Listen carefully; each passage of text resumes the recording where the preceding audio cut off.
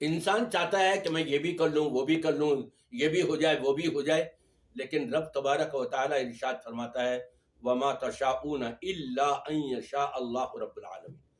جو تم چاہتے ہو وہ نہیں ہوگا، جو اللہ چاہتا ہے وہ ہوگا۔ کیا مطلب اس کا؟ کہ پھر اپنا رابطہ اپنے اللہ سے مضبوط کر لو، اللہ سے مانگو کہ یا اللہ میں یہ کرنا چاہ رہا ہوں، فیصلہ فرما دے میرے حق میں، یا اللہ اس کو قبول فرما لے، یہ میرے لیے آسان کر دے۔ جب رب تبارک و تعالیٰ سے رابطہ مضبوط ہو جائے گا تو الا ان یشاء اللہ رب العالمین، مگر اللہ جو چاہتا ہے وہ ہو جائے گا۔ اگر وہ تمہارے حق میں بہتر ہے تو یقیناً اللہ تبارک و تعالیٰ کی چاہت